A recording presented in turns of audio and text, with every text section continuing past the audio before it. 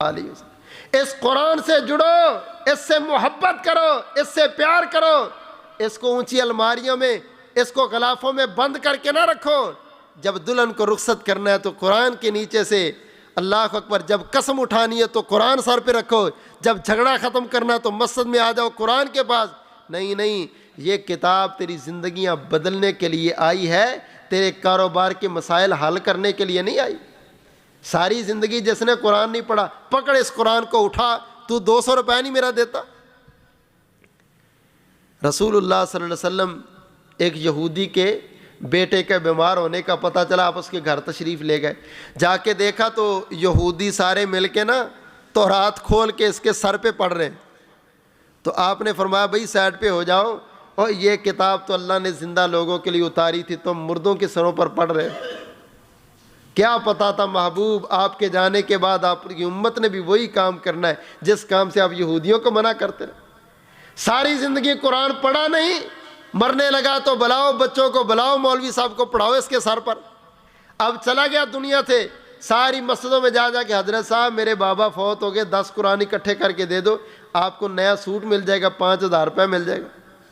مولوی صاحب کو اپنے پیسوں کا لالچ، وہ کہتا 10 چھوڑ کے 15 قرآن لے جائے، سارا دن بچے پڑھتے ہی۔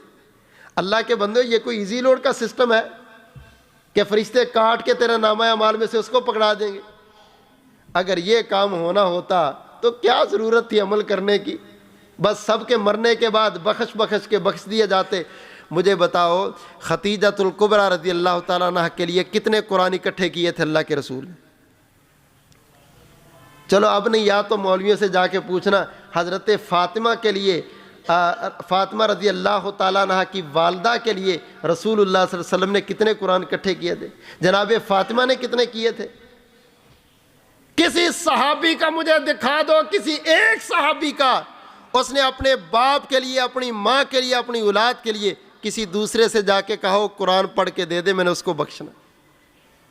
جو پڑھتے تھے خود ہی قرآن پڑھتے تھے والدین کے لیے۔ تم پڑھو، تم نہ بھی بخشو گے تمہارے والدین کو اجر ملے گا، یہ اللہ نے اصول بنا دیا۔ تم دعائیں کرو پوری دنیا میں جس کے مرضی، لیکن نفل پڑھ کے، نماز پڑھ کے، قرآن پڑھ کے کسی کو آپ نہیں بھیج سکتے۔ یہ میڈ ان پاکستان کا انداز تو ہو سکتا ہے، یہ اسلام کا انداز نہیں۔ اللہ کی یہ کتاب ہے، اس کی قدر کرو، اس کو